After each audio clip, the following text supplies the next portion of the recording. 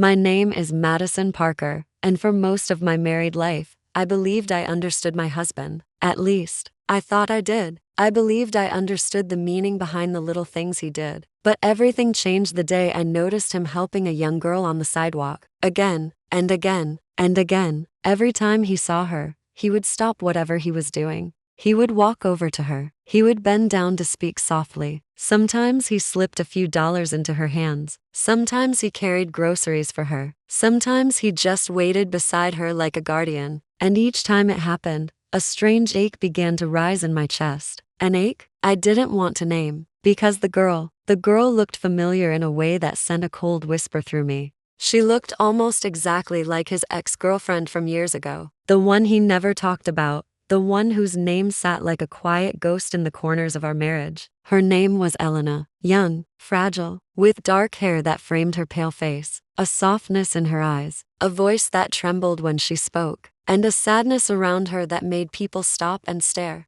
And when I saw my husband, Michael, kneel beside her, with that same gentleness he once used to speak about his past, I felt something inside me shift. I didn't feel jealous, not at first. It was something heavier, something that felt like standing at the edge of a long hallway, where all the lights were slowly turning off one by one. I remember the moment it happened, the moment the first crack formed. It was raining softly, the kind of rain that turns the world quiet. I was standing by our kitchen window, wiping my hands on a towel, watching the street shimmer. Then I saw them. Michael holding an umbrella over the girl as she struggled with 2 grocery bags. He didn't notice I was watching. He never looked toward the house. He only looked at her, as if she was the only one in the world who needed him in that moment. And my heart whispered something I didn't want to hear. He has never looked at me like that. I should have stepped away from the window. I should have trusted him. I should have breathed through it. But instead, I stayed. I watched. And slowly,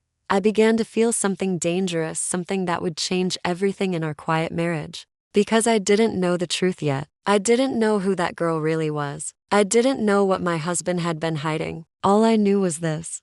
I didn't like it. Not at all. I guess before I go deeper into what happened, I should tell you a little about us. About Michael and me. Because nothing in a marriage happens in a vacuum. It grows from old stories, old wounds, old promises that were never fully spoken. Michael and I met when I was 28. He was 30. We were just 2 ordinary people trying to find our place in the world. He worked as a mechanic in a small repair shop on the edge of town. I worked at a library, filing books and helping children find stories they loved. Life was simple, quiet, filled with gentle routines. He wasn't a loud man. He wasn't charming in a showy way. He was the kind of man who spoke softly, listened carefully, and helped anyone he could. The kind of man who never raised his voice, who fixed neighbors' cars for free, who stopped to feed stray cats even when he was late. And I loved him for that. But from the first day, there was always one name he never said out loud. One shadow that sometimes crossed his face when people talked about past relationships. Elena. I knew the story only in pieces. Not because he told me much,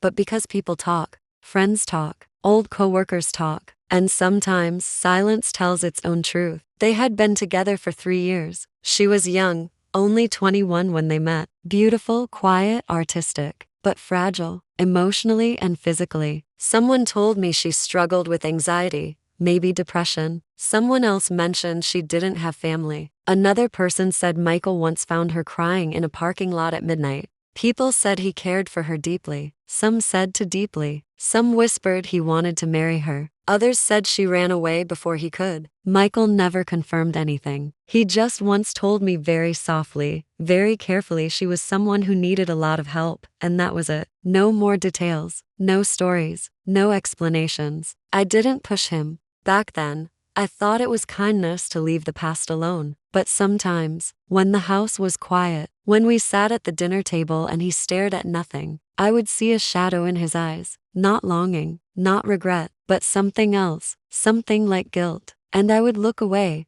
pretending not to see it. We moved into a small house after we got married. White walls, a warm kitchen, a little backyard where I planted flowers and he built a wooden bench. It wasn't much, but it was our home. Our life together settled into a gentle rhythm. Every morning, I made coffee. Every evening, he came home smelling like engine oil and dust. He always kissed my forehead first before speaking. We laughed sometimes. We argued sometimes. We held each other in the quiet moments. But I always knew kindness was the center of who he was. If someone needed help, he couldn't ignore it. Maybe that's why when I saw him helping that girl for the first time, I didn't think anything of it. I didn't even ask him about it. I thought it was just Michael being Michael, kind to a stranger. But the second time, and the third time, something inside me shifted. It wasn't one moment. It was a series of small moments that began to pile up like fallen leaves. One day, I was driving home when I saw them walking together on the sidewalk. He wasn't smiling, but his face was soft, gentle. The girl was holding a cardboard box, and he carried half of it to help her. She looked embarrassed, almost apologetic. Another time, he stopped his truck near the old grocery store to talk to her. He leaned slightly forward, listening to her carefully, like her words mattered more than anything else happening around them. And then, one afternoon, he came home smelling faintly of lavender, a scent I didn't wear. When I asked where he'd been, he just said, "Oh, I helped a girl carry her things home. She lives not far from here." He didn't say her name. He didn't say what she needed help with. He didn't say why he spent so long helping her. And I didn't ask. I just nodded slowly. But inside, something trembled. It took me a week to gather the courage to follow him, not in a dramatic way, not sneaking around corners, just quietly watching from a distance. One day he left early for the store. I walked out 10 minutes later, pretending to head toward the post office. But instead, I stopped near the bakery window and watched him from behind the glass. And that's when I saw her clearly for the first time. A thin girl with long dark hair, a soft face that looked like she was always on the edge of crying, clothes that hung a little too loosely on her frame, hands clasped nervously in front of her. And her eyes had that same sadness I remembered from the photos I once saw of Elena. The same kind of eyes that made the world feel heavy. My fingers tightened on my purse. I felt something cold run down my spine. Michael walked toward her. He placed a gentle hand on her shoulder. She flinched a little, then relaxed. And for the first time, I saw his smile, a soft, protective smile I hadn't seen in years. A smile that didn't belong to a stranger. A smile that belonged to a memory. My heart whispered again, "She looks like her. She looks just like her." I stepped back. The bakery glass felt colder behind me. My breath shook as I exhaled. I didn't want to jump to conclusions. I didn't want to accuse him of anything unfair or unkind. He wasn't that kind of man. But the more I watched him with that girl, the more I realized something painful. He wasn't just helping her. He was drawn to her. Her voice, her face, her sadness, all of it reminded him of something unfinished inside him. Something he never told me. Something he never healed from. And that was when I realized something else. This girl wasn't just a stranger. She was a door leading straight back into the part of his past he never shared with me. Later that evening, I tried to act normal. I cooked dinner. I folded clothes. I listened to the sound of him washing his hands in the bathroom. He sat at the table quietly, a soft tiredness on his face. He didn't say much, and I didn't either. But when I looked at him, really looked, I saw how gentle his eyes were, how careful his hands were, how heavy his shoulders seemed. He wasn't hiding something out of betrayal. He wasn't being unfaithful. He wasn't lying. No, it felt like he was protecting something fragile, something sad. And I wanted to ask. I wanted to say, "Michael, who is she? Why do you help her so much? Why do you look at her like that? Does she remind you of someone?" But instead, I swallowed the questions. They stayed in the back of my throat like stones. And I told myself, it's nothing. It will pass. But deep down, in the quiet part of my heart, I already knew. Nothing was ever nothing. Not when it came to the past. Not when it came to a lookalike of the girl he once cared for more deeply than he ever admitted. The last peaceful night we had before everything changed was simple. We sat on the couch watching a small-town documentary. He rested his hand on mine. I leaned my head on his shoulder. It felt safe. It felt familiar. It felt like us. But even then, as my fingers curled around his, there was a tiny ache in my chest. A whisper that something was shifting. Something I couldn't ignore forever. It was the calm before a quiet storm. A storm I didn't know how to stop. A storm that would lead me to truths I wasn't prepared to hear. But I didn't know that yet. All I knew was that Michael kept helping that girl. The girl who looked like his past. The girl who stirred something in him he didn't talk about. And I didn't like it, not one bit. The days that followed were quiet on the surface but heavy inside my heart. Nothing dramatic happened. No shouting, no accusations, just small moments, tiny things that began to change the world inside our home. It started with the way Michael acted whenever the girl appeared. He always seemed to hear her before I did. If we were walking together to the grocery store, he would suddenly turn his head, like her presence pulled him. If we were driving, and she stood by the corner bus stop, he slowed down without saying a word. And each time, he would get out of the car and ask her, "Are you okay? Need anything?" His voice was gentle, not romantic, not excitable, just soft, too soft. And she, the girl, always looked surprised that someone cared. Her name, I later learned, was Maya Thompson. She was 19, alone, struggling, a poor girl with no stable home, no parents, no support, living in a small rented room at the very edge of town, working odd jobs, trying to survive. And every time Michael saw her, he helped. Sometimes he bought her a sandwich. Sometimes he drove her to the store. Sometimes he just talked to her like she mattered. But the more he helped her, the more I felt myself being pushed into a quiet corner. One Saturday afternoon, something happened that made the conflict grow inside me like a slow, steady fire. Michael and I had planned to clean the backyard. I was pulling weeds. He was fixing a broken fence post. The sun was warm. The day felt peaceful, until his phone buzzed. He wiped his hands on his jeans and checked the screen. His face changed barely, but I saw it. A small flicker, a soft tightening around his eyes. He didn't say who it was. He just whispered, "I'll be right back." And before I could ask anything, he walked out of the yard and disappeared down the street. I sat there on my knees, holding a handful of weeds, my heart sinking slowly. I waited, and waited, and waited. 30 minutes, 40, an hour. That soft storm in my chest began to rise. When he finally returned, he looked tired, almost sad, and he smelled faintly of lavender again, the same scent from before. I stood up, brushing dirt off my hands. "Michael," I asked gently, "who called?" He hesitated, just a second, but that second felt like a door closing between us. "Maya," he finally said. "She wasn't feeling well. She was dizzy. She needed someone to walk her to the clinic." I didn't respond immediately. I just stared at his face, searching for something I didn't even want to find. "And no one else could help her?" I asked softly. His shoulders shifted the smallest movement. "I was close by. That's all. That's all." Those two words echoed in my chest. He wasn't lying, but he wasn't telling me everything either. He placed his tools down, but his eyes didn't meet mine. He looked past me, toward the garden, toward the street, toward something far away that I couldn't reach. And for the rest of the afternoon, we worked in silence, not angry, just distant, like two people standing on opposite shores of the same river. That night, I couldn't sleep. I lay beside him, listening to the slow rhythm of his breathing. He looked peaceful, but I felt anything but peace. My mind kept returning to the same thought.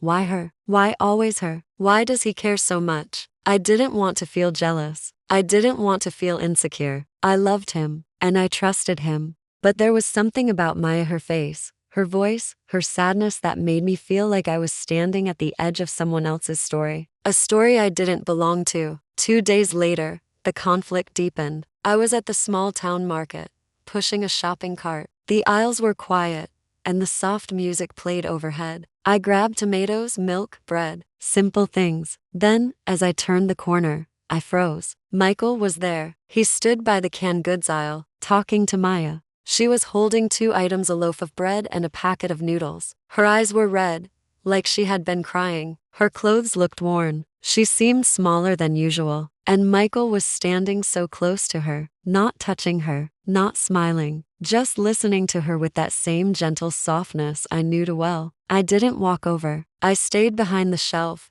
hidden by boxes of cereal, and I heard her voice, fragile, shaking. "Thank you, Michael." I didn't know who else to ask. His reply was soft. "You don't have to thank me. You're not alone, okay?" My breath trembled. Something inside me cracked very quietly, like a thin piece of glass breaking at the edges. Her next words were barely audible. "You remind me of someone who used to help me like this." Michael didn't speak right away. His face tightened, not with affection, but with a deep, quiet ache. An ache I recognized. An ache tied to a name.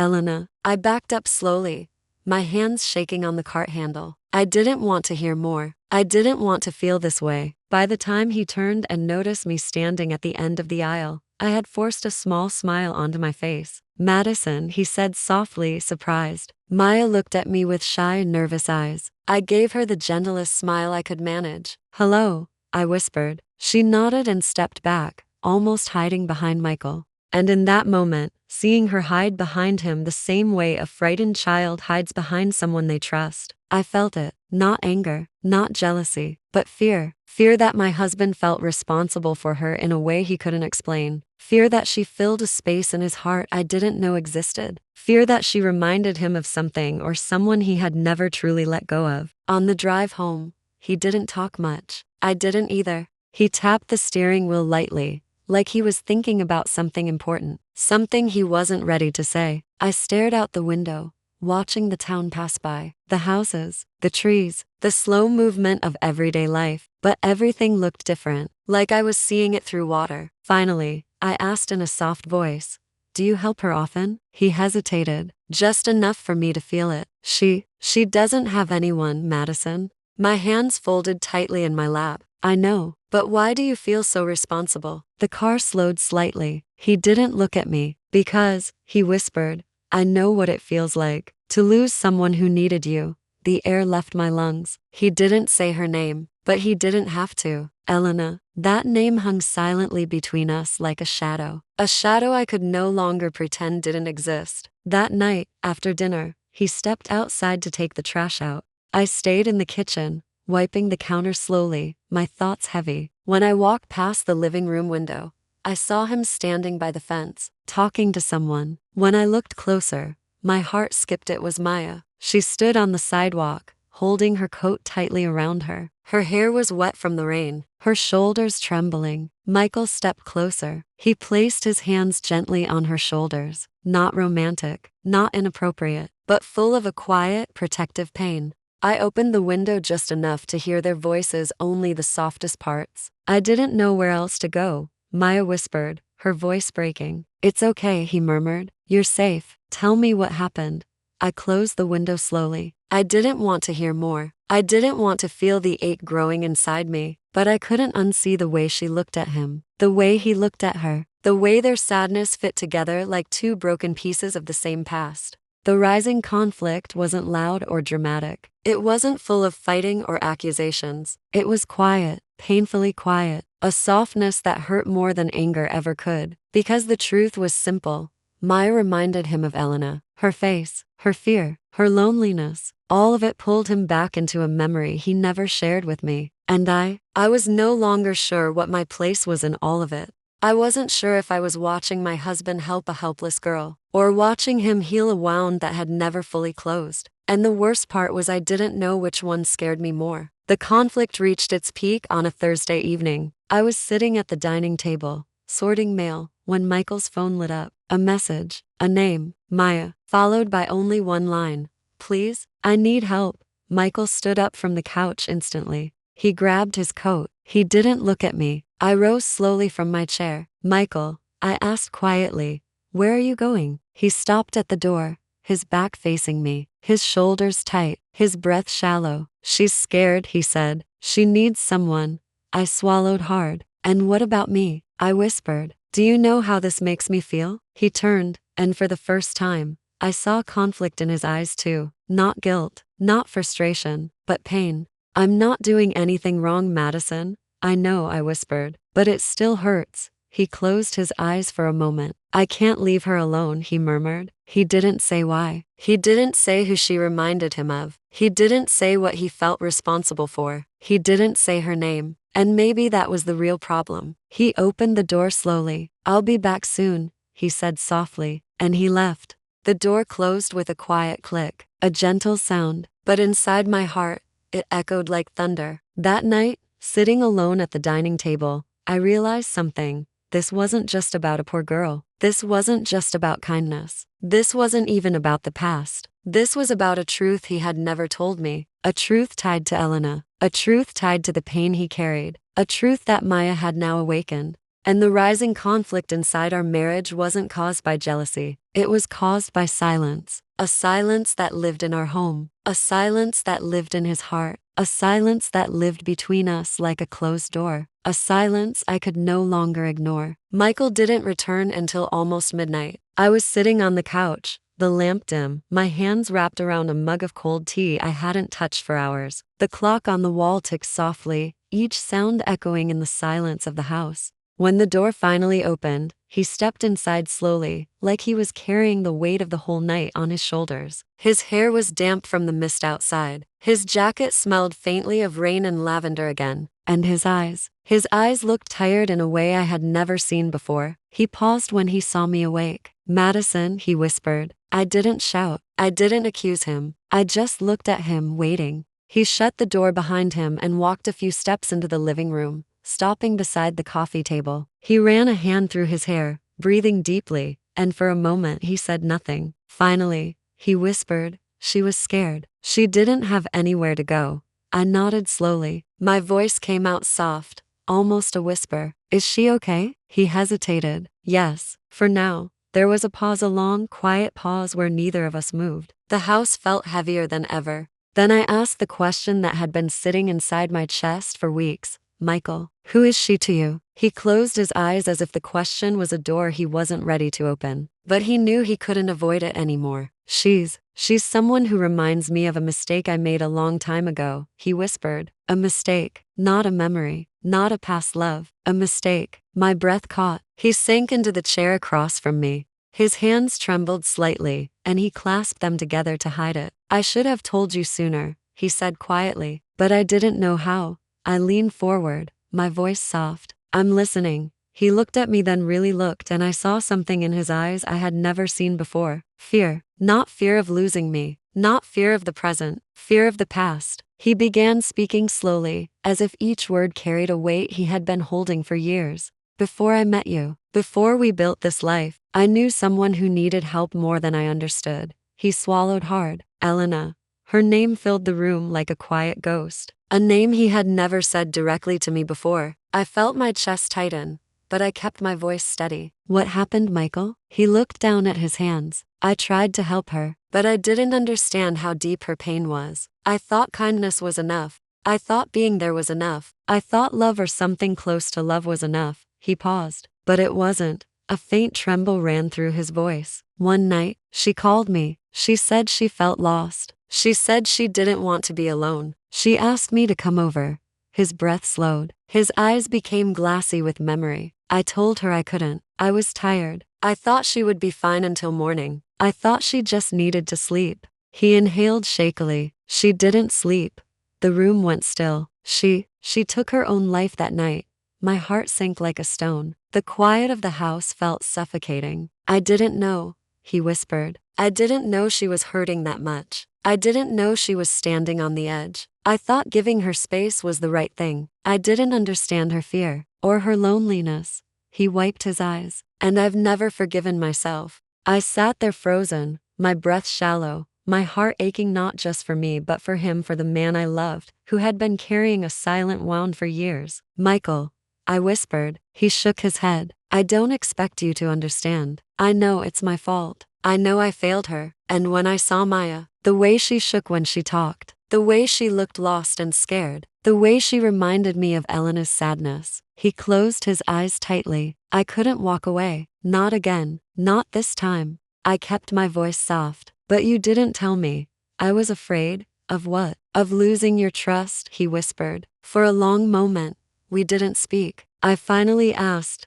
"And what does Maya mean to you?" He shook his head quickly, sharply. "Nothing like that, Madison. Nothing romantic. She's just a kid. A scared kid who needed someone to stand beside her." His voice broke a little. I saw a reflection of my past, and I think I tried to save her the way I couldn't save Elena. I inhaled slowly, letting the truth settle inside me. "You should have told me." "I know," he whispered. "I know. But I didn't want you to see me as someone who failed. Someone who let a person die because I was careless." He rubbed his hands over his face. "I didn't want to reopen that memory. I spent years trying to bury it. But when Maya appeared, it was like the past came back whether I wanted it to or not." His shoulders slumped. "And I didn't know how to tell you that I was drowning in it again." There was a part of me, a small, hurting part that wanted to say, why didn't you trust me with this? Why did you let me think something else was happening? Why did you let me feel alone? But another part, a deeper, quieter part, saw something else. I saw the man I married. The gentle man. The man who helped strangers. The man who carried guilt like a wound that never healed. And now I finally understood why. He wasn't helping Maya because she looked like Elena. He was helping Maya because he was terrified she would end up like Elena. And that truth felt heavier than any jealousy I had ever imagined. I stood up slowly and walked toward him. He looked up, his eyes unsure, a little frightened. Madison, he whispered. I sat beside him, folding my hands in my lap. You should have told me, I said softly, not in anger but in sadness. I've been watching you drown in something I didn't understand. He nodded weakly. I know, I'm sorry. And helping Maya. Does it make you feel like you're fixing something? Or escaping something? He hesitated, a long, deep hesitation. Finally, he whispered, both. We sat in silence for a long time. Then I asked something I wasn't sure I wanted the answer to.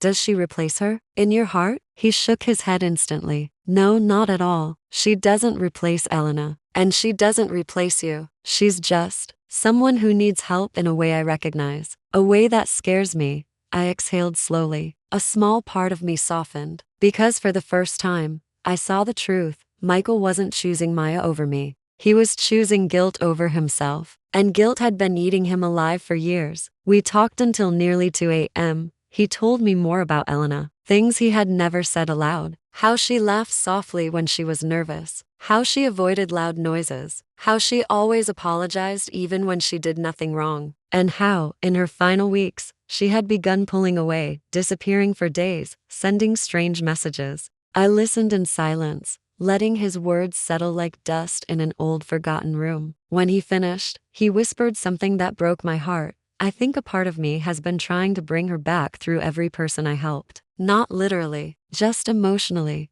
He rubbed his eyes. And that isn't fair. Not to me, not to Maya, and especially, not to you.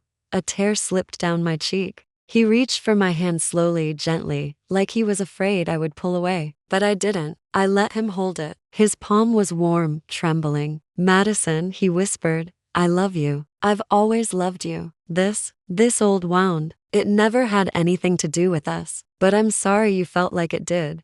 The room felt lighter, but still fragile. Michael, I whispered back, you don't have to carry this alone anymore. He closed his eyes, and I saw relief wash over him, the kind that comes after years of silence. But the turning point wasn't only about confession. It came the next morning, when Maya stood trembling on our porch, her eyes swollen, her hands shaking, her voice barely above a whisper. Michael, I didn't know where else to go. And that was the moment everything shifted again, not because she came to him, but because she looked at me too. She looked at me with fear, with hope, with desperation, like I was the one who could decide whether she deserved help. And in that moment, something inside me softened. Not completely, not fully, but enough. I stepped forward, gently opening the door wider. Come inside, Maya, I said softly. You don't have to be alone now. She stared at me like she couldn't believe I said it. And honestly, a part of me couldn't believe it either. But that was the moment the story changed course, the moment the truth stopped being a secret between my husband and his past,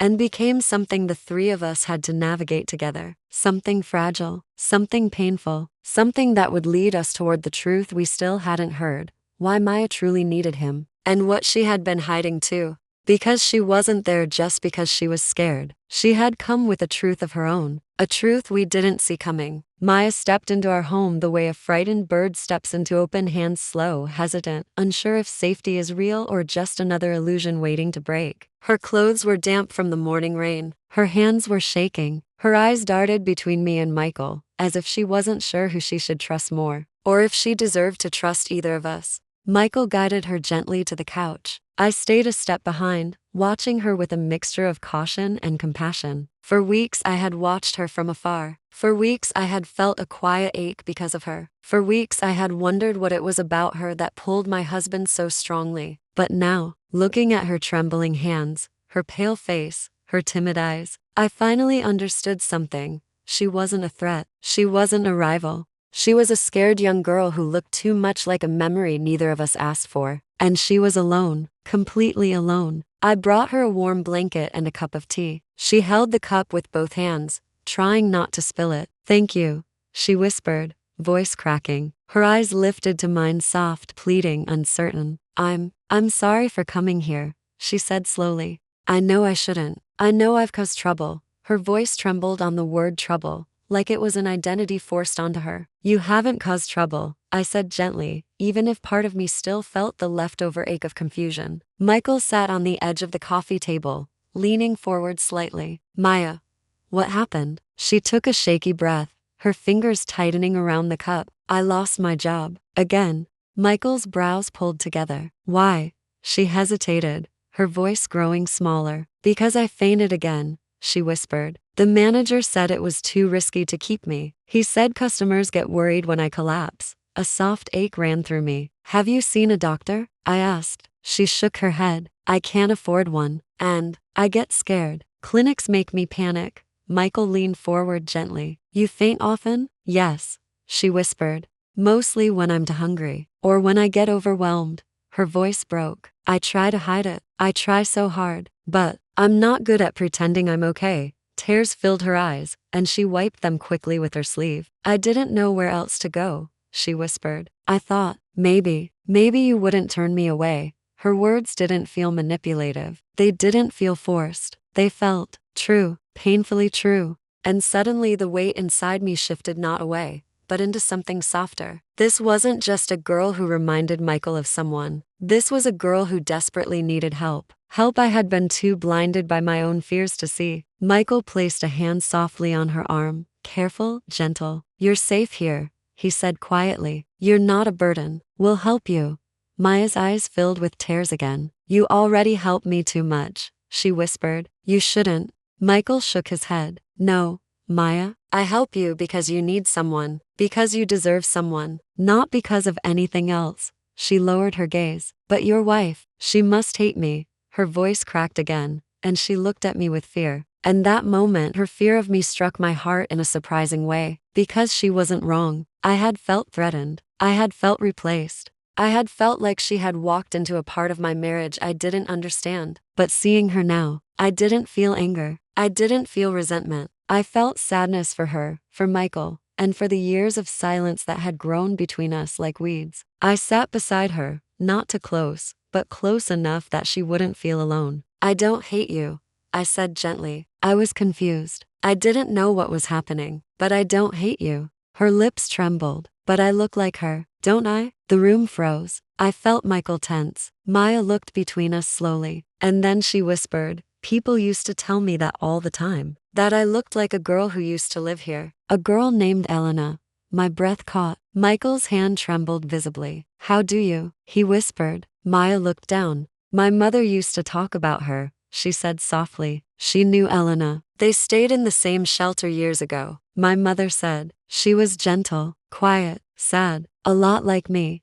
The room felt suddenly smaller. Maya swallowed hard. "She told me Elena didn't make it. She told me the world was too heavy for her. And she always warned me, don't let sadness eat you the way it ate her." Her voice broke on the last word. Michael slowly covered his mouth with his hand, his eyes filling with pain. Maya looked up at him, then really looked, and her next words were whispered like a fragile confession. "When I first saw you, I thought you might know her. You were kind in the same way she described someone once. Someone she said she trusted." Michael closed his eyes. The past he had tried so hard to bury stood right in front of him. A girl who looked like the one he couldn't save. A girl whose mother knew the girl he lost. A girl who echoed everything he regretted. No wonder he had been drawn to her. No wonder he felt responsible. No wonder his heart ached each time he saw her. I watched Michael carefully, my own heart aching. He finally whispered, "Maya, I knew Elena."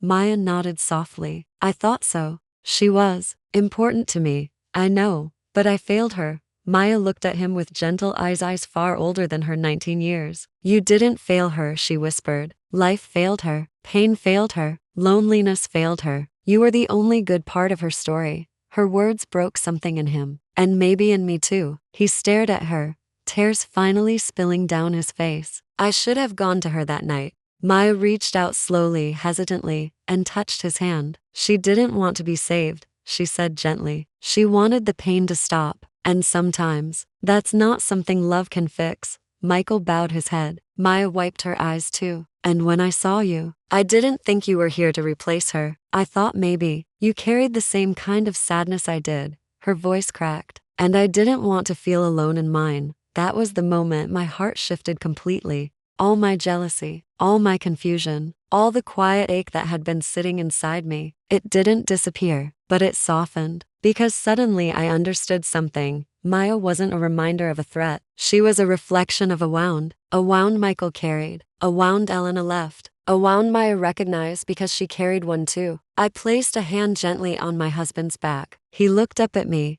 eyes red, hurting, vulnerable. And I whispered, "You don't have to heal the past alone." His eyes softened with gratitude and pain. Then I turned to Maya, "And you don't have to suffer alone either." She covered her face with her hands and sobbed softly, grief, fear, relief, all mixed together. And for the first time in weeks, maybe months, our home felt like a place where truth could finally breathe.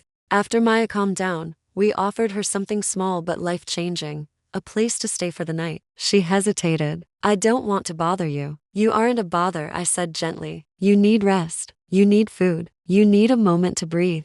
Michael nodded quietly. "You're safe here," and she finally agreed. We prepared the guest room with clean sheets. I brought her a soft sweater to wear. She changed into it with gratitude written in her eyes. When she finally lay down in the small bed, she whispered, "Thank you, both of you. No one has ever opened their door for me like this." I brushed her hair gently away from her forehead. "You deserve kindness, Maya." She nodded softly. "But tomorrow," I said gently, "we're going to figure out how to help you stand on your feet, together," Michael added. She closed her eyes with a small, fragile smile. For the first time, that fragile smile didn't make me ache. It made me hopeful. Later that night, after she fell asleep, Michael and I sat at the kitchen table. The rain tapped softly against the window. The house felt oddly peaceful. "I'm sorry," he whispered again, his voice breaking. I reached for his hand. "You don't have to be alone in this anymore," I said softly. "We'll help her. Not because she looks like Elena, not because of guilt, but because she needs someone."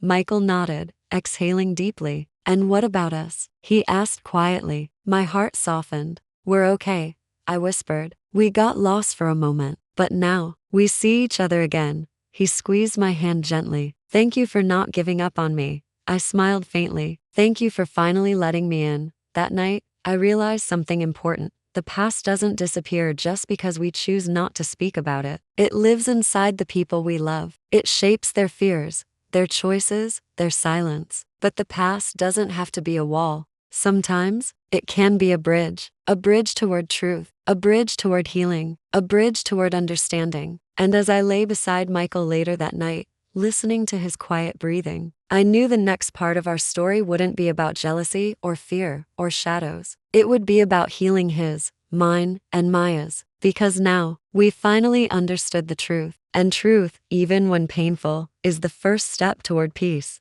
The next morning began with the kind of quiet that feels like fresh snow, soft, fragile, untouched. Maya was still asleep in the guest room. The door was slightly open, and I could hear her gentle breathing, a sound so peaceful it made my chest ache, like she hadn't slept soundly in months, maybe years. Michael was in the kitchen, standing by the counter, staring at a mug of coffee he hadn't touched. His shoulders looked heavy, but not like last night's weight. This was different, a quieter burden, the kind that comes after truth is finally spoken. I walked toward him slowly. He turned when he heard my footsteps, his eyes tired but soft. "Morning," I whispered. "Morning," he replied, his voice low. We stood for a moment, watching the sunlight stretch across the floor. It was warm, gentle, almost symbolic, like the house itself was taking its first deep breath after weeks of tension. "How are you feeling?" I asked softly. He hesitated. "I don't know yet," he admitted. "But, lighter." That word settled in me like a small flame. "Lighter?" I stepped closer. "You did the right thing last night," I told him. "You told the truth. And now we can move forward." He nodded slowly. Then, after a long pause, he whispered, "Thank you for not turning her away." I looked down at my hands. "I almost did," I admitted. "I almost let fear decide for me." He looked at me with quiet understanding. "But you didn't," he said softly. No, I whispered. I couldn't. Not after hearing everything. He exhaled deeply, like my words gave him a kind of permission he didn't know he needed. We spent the next hour preparing breakfast: eggs, toast, warm oatmeal, simple but comforting. When Maya finally came out of the guest room, she walked slowly, like she wasn't sure if she was allowed to be seen. Her hair was tangled, her eyes still red from crying, her posture small, almost apologetic. Good morning, I said gently. She froze for a second, then nodded. Good morning. Michael gave her a small, soft smile. Did you sleep okay? She looked at the floor. Yes, better than I have in a long time. Her voice shook, but not from fear, more from disbelief, like she wasn't used to waking up somewhere safe. Come eat, I said, guiding her to the table. You need food. She hesitated. I don't want to take anything from you. You're not taking anything, I said softly. You're sharing a meal with us. Slowly, she nodded and sat down. She ate carefully, almost shyly, like she was afraid the food wasn't really meant for her. But with every bite, her shoulders eased a little. Her hands steadied, her eyes softened, and I watched her, not with suspicion, not with jealousy, but with understanding. This girl wasn't a reminder of a past that threatened my marriage. She was a reflection of someone lost in a world that had been unkind to her. After breakfast, we sat in the living room together. Maya held her hands in her lap, twisting her fingers nervously. I'm not staying, she said suddenly. I don't want to bother you. I'll figure something out. Michael shook his head. You're not going back out there without a plan, he said gently. She swallowed hard. I've been alone for a long time. I know how to survive. Michael's voice softened even more. You shouldn't have to survive alone anymore. She looked at him for a long moment, then at me, and in her eyes, I saw a mixture of fear and hope. Why are you both being so kind? She whispered. No one's ever done this before. I leaned forward. Because you deserve kindness, I said softly, and because we understand more than you think. She looked down, tears filling her eyes again. Then she whispered something that changed everything. I didn't just lose my job. I lost my home. Michael leaned forward. What do you mean? She took a shaky breath. The landlord said I was late too many times. I fell behind. I couldn't catch up. He gave me 2 days to pack my things. Her voice cracked. I've been sleeping in the bus station since then. My heart tightened. How many times had I seen her walking alone? How many times had I assumed she was just passing by? She wasn't passing by. She was surviving, barely. And the night I fainted, she whispered, her eyes glassy. I woke up on the cold floor, and I thought, maybe this is it. Maybe people like me just disappear quietly. Michael's jaw tightened, pain flashing across his face. You shouldn't have had to go through that, he said quietly. She looked at him with trembling eyes. You helped me more than you know. You made me feel less invisible. Her voice broke again. You reminded me that people can be kind. We sat in silence for a moment, letting her words settle. Then I asked softly, Maya, what do you want? What do you need right now? She looked at me with wide, uncertain eyes. I want a chance, she whispered. A chance to be okay. A chance to stand on my own feet. A chance to not be scared all the time. Michael nodded slowly. And we're going to help you get that chance, he said. She looked stunned. You will? Yes, I said. Her breath shook. Tears fell again. But this time, they were softer relief tears, not fear tears. And in that moment, I realized healing wasn't just happening for her. It was happening for us too. Over the next hour, we made a plan. A real plan. Not charity, not pity, not guilt. A plan rooted in human dignity. 1. Maya would stay with us temporarily, until she felt stable and safe. We had a guest room. We had food. We had space. 2. We would help her apply for work that didn't overwhelm her. Something gentle. Something stable. 3. We would take her to a doctor gently, with patience. Not to pressure her, but to help her understand her health. 4. We would help her set up a small savings plan, something she could build on slowly. She listened with disbelief, her hands trembling. You don't have to do all this, she whispered. We know, I said gently. We want to.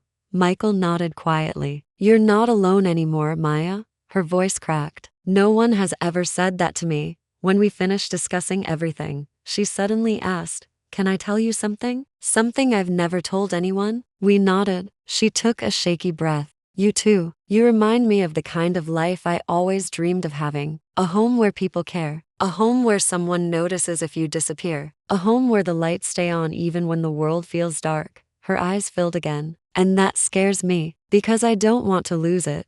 I gently touched her hand. You're not losing anything. You're gaining support. You're gaining safety. You're gaining a chance. She looked up, and for the first time since I'd met her, she smiled. A small, fragile smile that broke my heart in the gentlest way. Later that afternoon, Michael and I stepped outside to the backyard. We stood by the wooden bench he built years ago. The winter wind brushed lightly against us. The sky was pale and quiet. He spoke first. "Thank you," he whispered. "For what?" I asked. "For seeing her. For seeing me. For giving us all a chance to heal." I took a slow breath. "We were lost," I said softly, "but now, we're finding our way back." He nodded, his eyes soft. "This isn't about Elena anymore," he said. "This is about doing something right in the present. Something real. Something we can be proud of." I looked into his eyes and saw the truth. He wasn't haunted anymore. Not in the same way. There was still sadness, still memory, still guilt, but there was also clarity,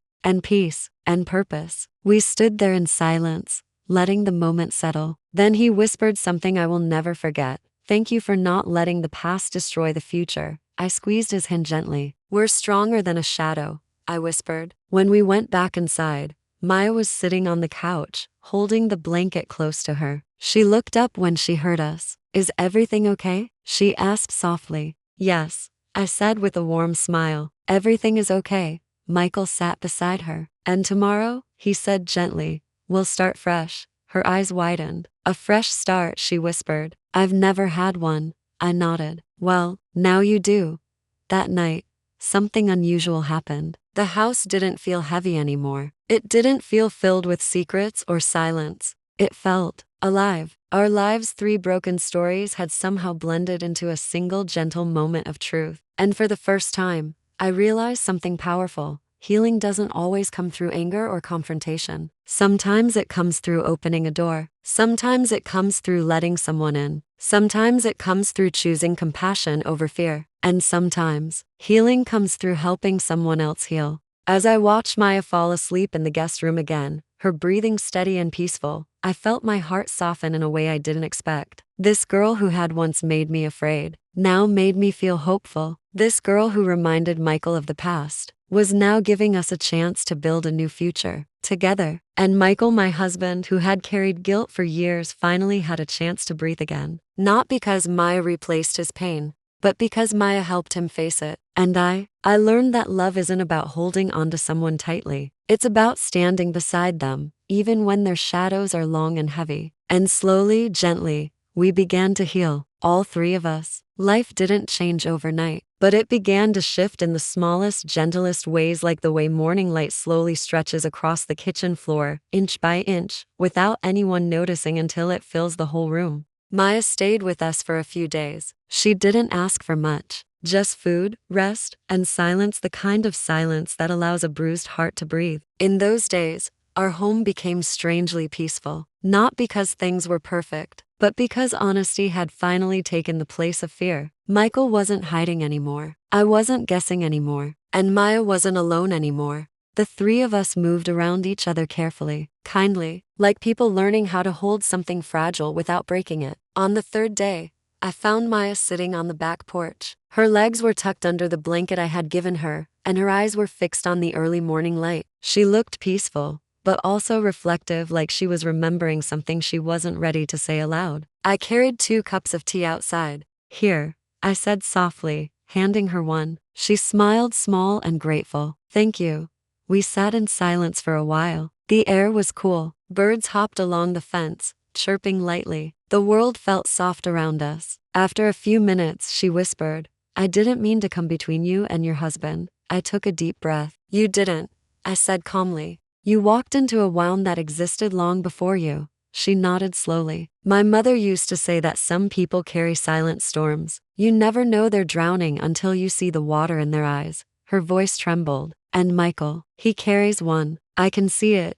"Yes," I whispered. "He does. And you," she said softly, "you stay with him in that storm." I've never seen that before. Her words touched something deep inside me. Marriage isn't avoiding storms, I said gently. It's standing together when the rain falls. She looked at me with quiet admiration. You're stronger than you think, she whispered. I smiled faintly. So are you. Later that afternoon, Michael had to run to the repair shop to finish a few jobs. I stayed home with Maya. She hovered near the kitchen door as I cooked a simple meal. Her hands were clasped together anxiously. Can I help? She asked timidly. You can keep me company, I replied with a smile. She sat on the small bar stool, watching me chop vegetables. After a minute, she asked very softly, do you hate that I look like her? The knife froze in my hand. I turned to her. No, I said gently. I don't hate it.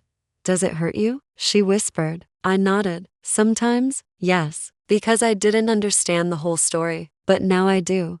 She looked down. My mother said Elena was beautiful, quiet, kind. People always told me I looked like her, but I didn't think it mattered. It doesn't, I said softly. Not anymore, because you're not a reflection of her. You're Maya. Her eyes filled with tears. No one's ever said it like that.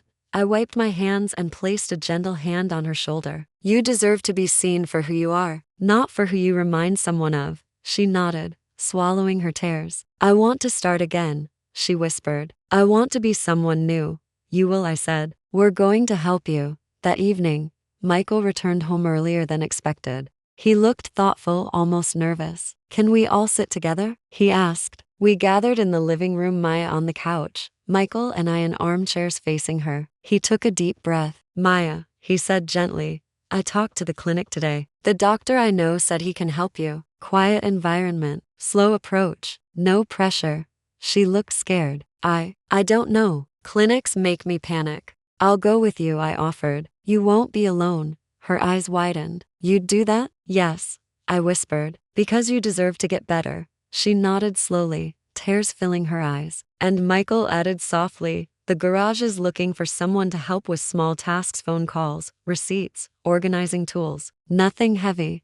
She looked shocked. You think I can do that? Michael smiled gently. I think you'd be great at it, and you'd have support. You wouldn't be overwhelmed. Her breath trembled. Why are you both helping me so much? Michael's voice softened. Because someone helped me when I was young, and because I wasn't able to help someone else when it mattered. But now, I want to do things right.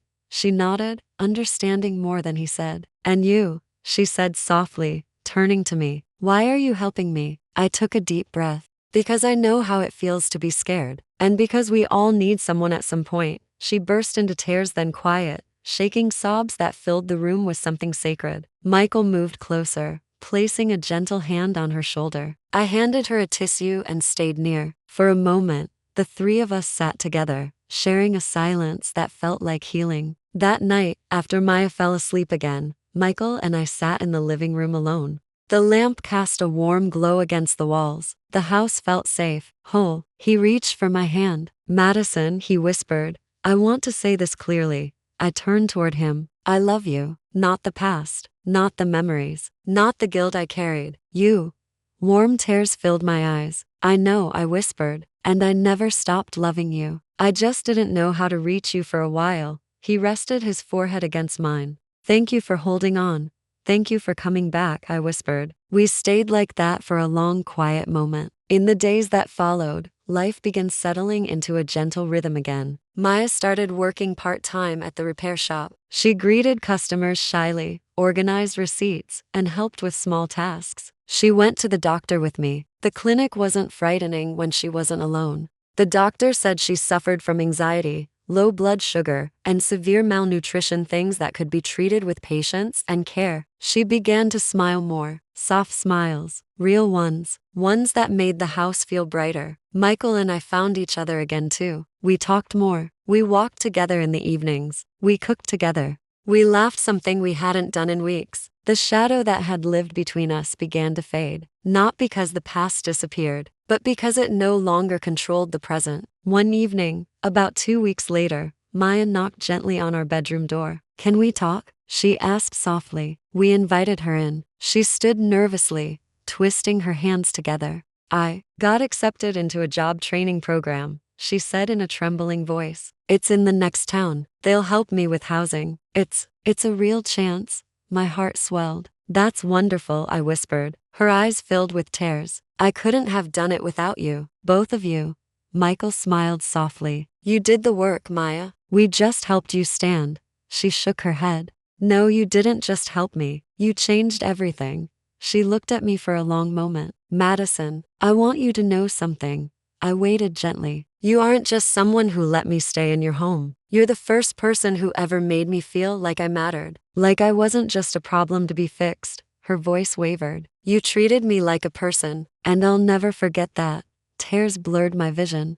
I stood and hugged her carefully at first, then fully when she didn't pull away. You're stronger than you think, Maya, I whispered. And you're going to build a beautiful life. She cried softly into my shoulder. Michael stepped closer, placing a hand gently on her back. We're proud of you, he said. The next morning, she packed the few belongings she had and a few things we bought for her to start her new chapter. At the door, she turned to us. You're the closest thing to a family I've ever had, she whispered, and I'll never forget you. We hugged her again, and then we watched as she walked down the street slowly, steadily, with a strength she didn't have the day she arrived. She didn't look like a shadow of the past anymore. She looked like a future. After she disappeared around the corner, Michael wrapped his arm around me. For a while, we just stood there, watching the empty road. Are you okay? He asked softly. Yes, I whispered. For the first time in a long time, I'm okay.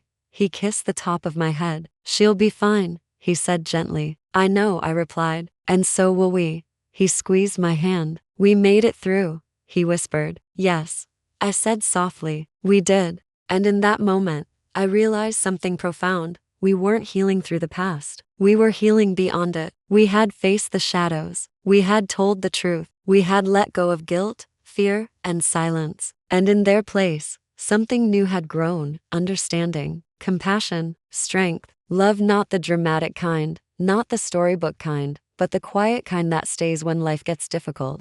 The steady kind, the gentle kind, the kind that holds on even when the road gets dark. That night, as Michael and I lay in bed, he whispered, "Thank you for helping me let go." I turned toward him. "And thank you," I said softly, "for letting me in." We intertwined our hands under the blanket. For the first time in weeks, I fell asleep with a peaceful heart. In the months that followed, things only grew stronger. Not perfect, but real. Michael and I built new routines, new ways of understanding each other, new ways of talking about pain rather than burying it. We became gentler with each other, more patient, more grateful. Sometimes healing isn't loud. Sometimes it's quiet, a soft unfolding, a slow returning. Maya sent us letters every few weeks, a new job, new friends, a small apartment she loved. She was okay. She was more than okay. She was blooming, and knowing that made everything we had been through worth it. Looking back, I realized the truth. Maya didn't enter our lives to destroy anything. She entered our lives to reveal the cracks we had ignored, and to give us a chance to mend them with stronger hands. She came as a reflection of the past, but she left as a symbol of healing. And my marriage, my quiet, gentle marriage, became deeper because of her presence. Not threatened, not damaged, strengthened by truth, by compassion, by facing the past together, rather than alone. If I learned anything, it's this. Sometimes the people who arrive in our lives unexpectedly are sent to teach us how to love better, how to forgive deeper, how to heal wounds we didn't know were still open. And sometimes, they help us find our way back to the ones we love most. Not through fear, not through jealousy, not through pain, but through understanding. Quiet, simple, powerful understanding. And so my story ends softly, the way most real stories do. Not with dramatic twists, not with grand gestures, but with warmth, with gentleness, with a home that feels light again, a marriage that feels steady again, a heart that feels peaceful again, and with a young girl named Maya who walked into our lives as a shadow of the past and left as a light for the future.